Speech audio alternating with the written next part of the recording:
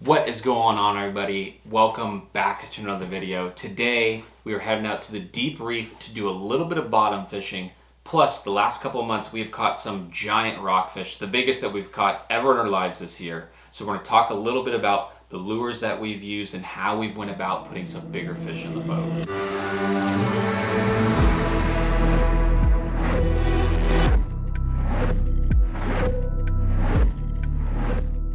Today, we're mainly going to focus on deep water rockfish. In California, where I live, right now it is open the 50 fathom line or 300 feet and deeper. So we're going to focus on that today. And if you aren't from California, you're from some other state, a lot of these techniques might work from you in other parts of the world, especially if you got any kind of bottom fish. So let's get into it. We're going to break these lures up into a couple categories: hard baits, soft baits. Plus, we have some footage of a recent trip that we went on and we caught a giant vermilion. Actually, most of the rockfish that we caught were on the larger side, but one of them in particular was 10 pounds, maybe a little bit more. It was an absolute giant. From our most recent trip, there were 5 of us in total on the boat. As soon as we hit the grounds, 3 of the guys, the first thing they did is they picked up a hard jig or a hard bait. And there's a couple reasons for that.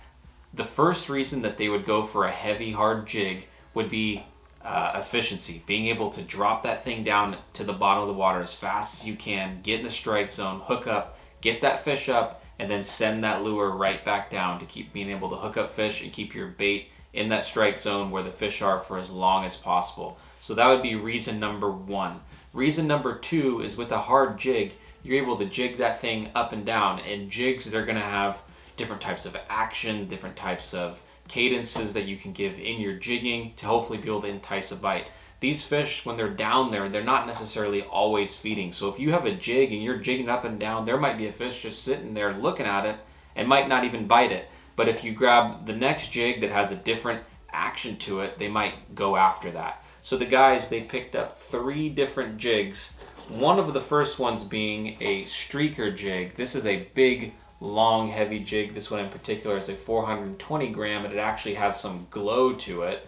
But you can get this thing down to the bottom really quickly. It's like kind of like a torpedo. It's going to get down there really quick, and you can give this a really fast or a really hard jig pump. It's going to create a lot of action, a lot of commotion down there that you might be able to get a good reactionary bite off of that. The other 2 jigs that the guys were using were a gypsy jig and a buffalo jig. The buffalo jig is a little bit more of your traditional slow pitch jig, which is going to take a little bit longer to get to the bottom. You still can get it down there fairly quickly. This one's a 300 gram. And then this gypsy jig here, this is a 320 gram. You can see it's got kind of a bigger side on it. This one's going to have a little bit more fast action to it compared to this slow pitch jig. The guys each picked up a different jig to see what those fish were eating. They might not always be eating the same type of lure each day or the same type of color each day, so it's always good to spread things out in the boat, get a good idea of what the fish are eating that day. That being said, let's say everybody in the boat was smashing them on the streaker jig. I do think it's wise if you had 5 people in the boat, maybe 3 of the 5 or 4 of the 5, keep a streaker jig on, and maybe the other 1 or 2 people in the boat are using another jig, because you never know, that other lure might get a bite that maybe that other lure didn't, even if this one seemed like it was the hot lure of the day. Just from experience on the water, we've seen those kinds of things happen before. So let's get into some of the footage of us using some of these bigger jigs out on the water. Yeah. PJ's in. Dog. Oh yeah. PJ's in. Yeah. Feels pretty good. He's tugging. Oh man, fish getting tired. I'm getting tired. Giant canary. That's the biggest canary I've ever seen. Big giant canary right there. That took a lot of effort just getting them all the way from the depths. Right, I got this pink and white streaker right here. Dropped to the bottom, got hit within seconds.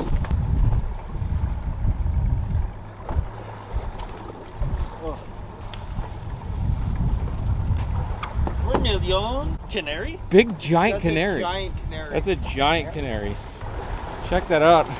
Fat canary. Canary? Yeah. Nice canary. Canary land. We're just slamming the rockfish. PJ's in right here. All right, big old canary right here, all the way from the depths, and he's got a whole octopus right in his mouth. That's crazy. All the way in there, whole. Bill's on, he's reeling one in here. Like that, Jake? Devin just reeled one in. All the boys are hooked up.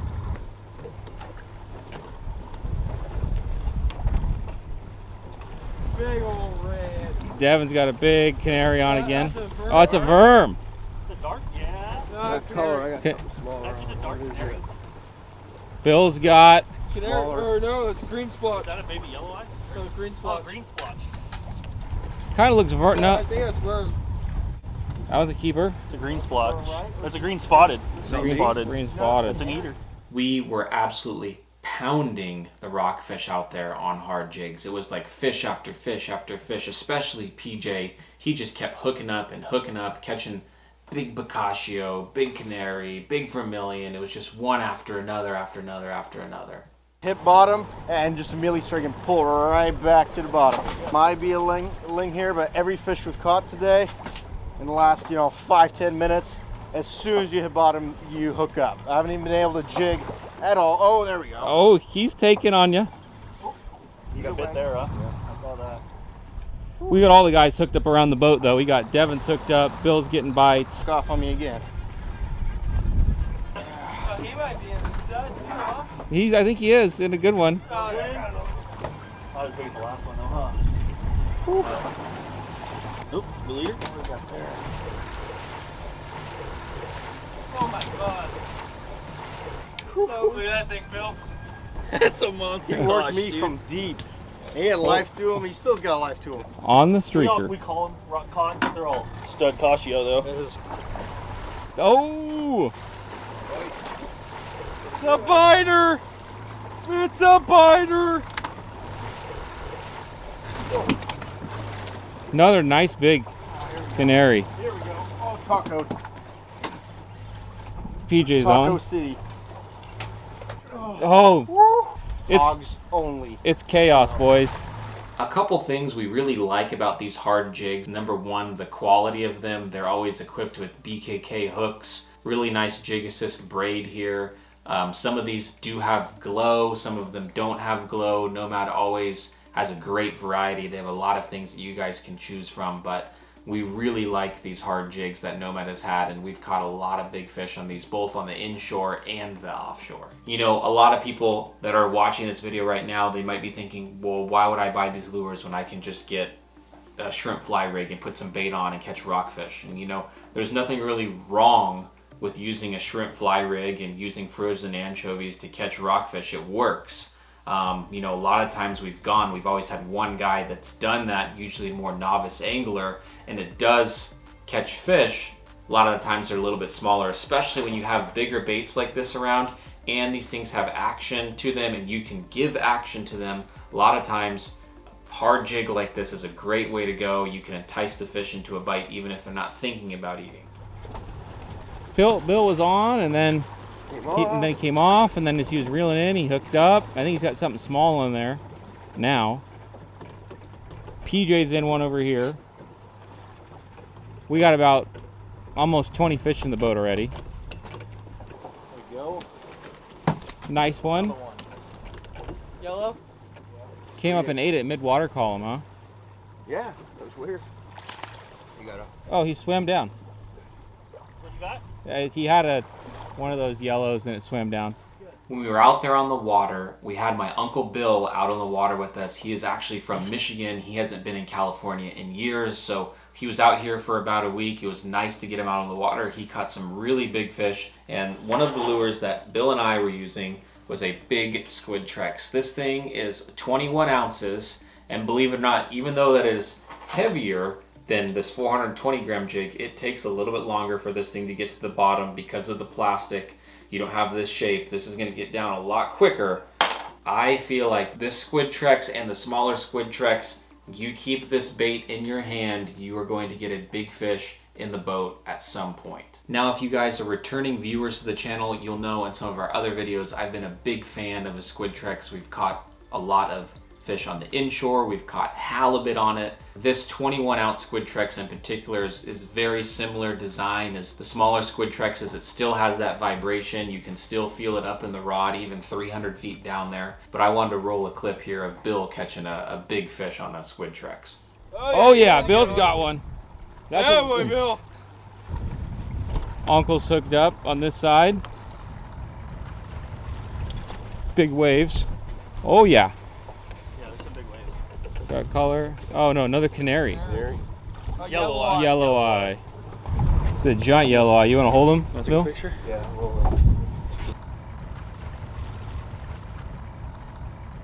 Yeah. Oh yeah. Don't get off this time, thing, dude. Oh man. That's a big ling. That's a big fish. Just keep cranking on him. Hopefully we get Either this a one big in. ling or a giant bacosh. I was thinking big cod. Yeah, let him take the drag if he needs to. Oh no. Did he come Oh. off again? Bring that thing up. Let's put a treble on it.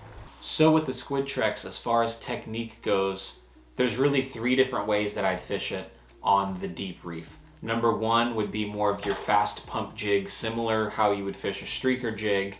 The second way would just be a slow lift up and set down, a slow lift up and set down, where it's going to have just a little bit of vibration. And then the third way would just to be more of a dead soak, kind of to just let that thing float up and down off the bottom, let the boat do the work from the swell. And sometimes just that big bait sitting there, the appendage is moving around and it's sitting there and it's sitting there. You might get a big old lingcod or canary or vermilion to come eat this thing just with it kind of just dancing there off the bottom. Those would be the 3 ways that, you know, I typically fish it. In a couple of our previous videos, we've had some comments of people being worried about the SQUIDTREX and thinking that, you know, for the price of the bait, that these things are going to get torn up and beat up just like other soft plastics that people are used to, like a big hammer swim bait or something like that, where you can only catch a couple fish on them.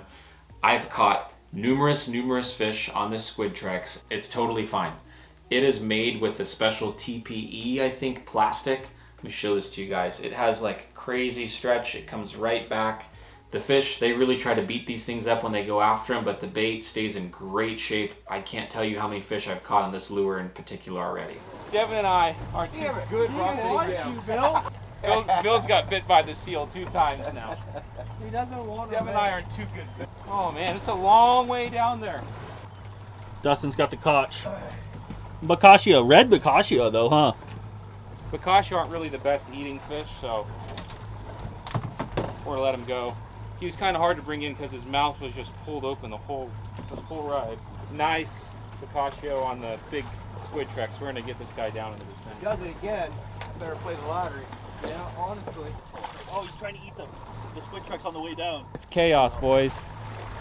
Devin had a double on the SQUIDTREX. Bill's on. Seal's trying to get our stuff over here. Doubled up, thought it was an absolute monster. This right here is a screenshot that I took from Navionics. This is actually the area that we were fishing in the video. The reef that we were fishing was fairly large and there was a lot of different areas to target and a lot of water to cover. If you tried to fish the entire reef in one day, you wouldn't be able to cover all the reef that is there. So there's a couple key spots that we looked into to try to catch these fish. Some people, they might go smack dab in the middle of the reef and there's going to be fish there. There's going to be plenty of fish there. But we wanted to capitalize on trying to find some of the bigger fish, and after years of fishing on the water, we have found out there are some key areas where these bigger fish tend to hang out. One of those areas would be a transition point. You have big thick rock right here and it's transitioning to sand. If you can somehow get your drift along that edge there, there's going to be some big fish there for sure. You might have some lingcod drifting out into the sandy water to go after some sand dabs and back into the rocks eating bait fish and other small rockfish. Other areas I would target would be this valley right here where there's a little bit of sand and then there's some thicker chunk rock in between some smaller rock. Especially over here on the outside, you have a really big chunk rock that's kind of away from everything else. It's an anomaly. Anywhere there's an anomaly on underwater structure, there's going to be rockfish, and that's what we were targeting.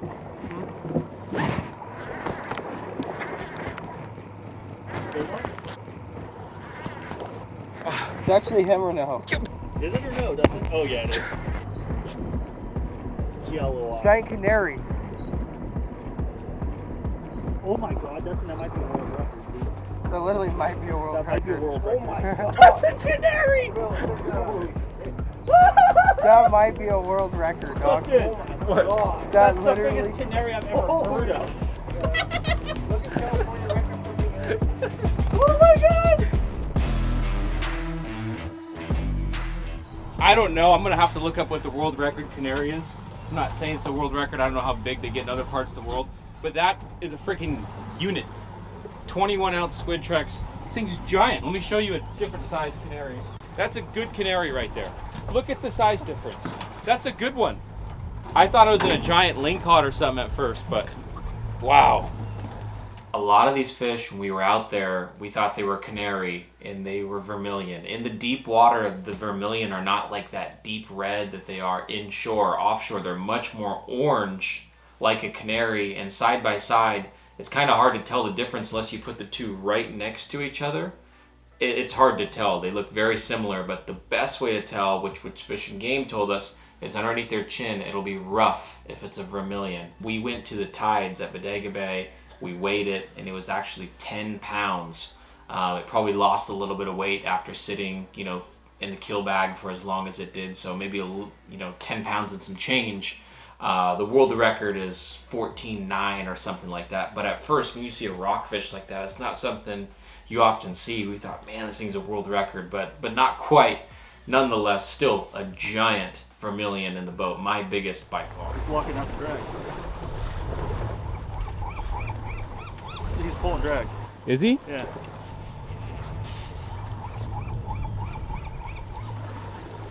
Devin's on. I'm on big. Oh, Devin looks good. PJ's on. Oh, we got quads. Quad hookups.